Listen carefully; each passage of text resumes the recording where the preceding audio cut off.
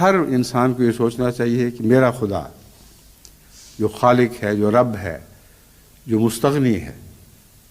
میرے ضائع ہونے پر بھی ایسا ہی دکھ محسوس کرے گا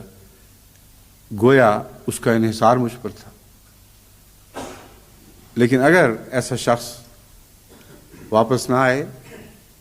تو قرآن کریم کی آیات سے پتہ چلتا ہے اور رسول اللہ علیہ وسلم کی اور تشریحات سے کہ پھر خدا مستغنی ہے، پھر اس کو کچھ بھی پرواہ نہیں رہے گی، اللہ کو کوئی گزر نہیں پہنچے گا۔ اس پہلو سے جب میں جماعتوں کو نصیحتیں کرتا ہوں اور کوشش کرتا ہوں کہ کھوئے ہوئے دوست ہمارے واپس آ جائیں،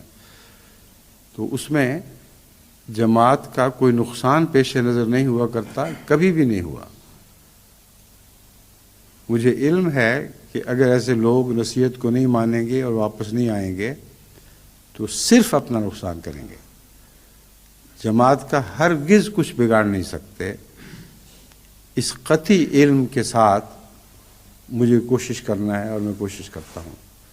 اور آپ سب کو اس کوشش میں میرا اپنا مددگار بننے کی بار بار درخواستیں کرتا ہوں۔ تو یاد رکھ لیں اس بات کو، اس نقطے کو جو اس تفصیلی حدیث میں بیان فرمایا گیا ہے،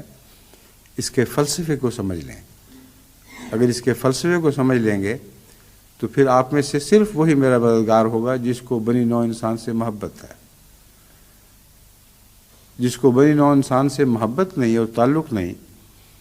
ان پر میری باتوں کا کوڑی بھر بھی اثر نہیں پڑے گا، کیونکہ اس مضمون کا تعلق محبت سے ہے، جیسے خالق کو تخلیق سے محبت ہے۔ اسی طرح خدا کے بندوں کے ساتھ آپ کی محبت ان کی کمزوریوں میں آپ کو بے چین کر دیتی ہے، اور وہ بے چینی ہے جس کے لیے تلاش میں نظریں اٹھتی ہیں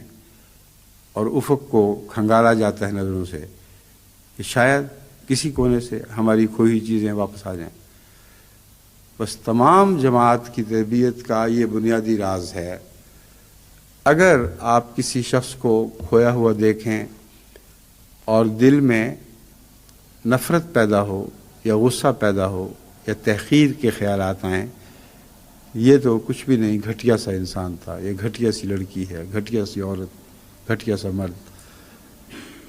یہ جاتے ہیں تو جائیں دفع ہوں۔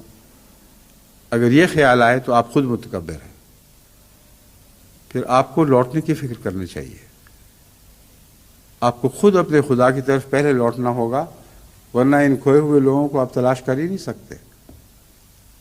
اور تربیت کے کام میں میری راہ میں سب سے بڑی مشکل یہ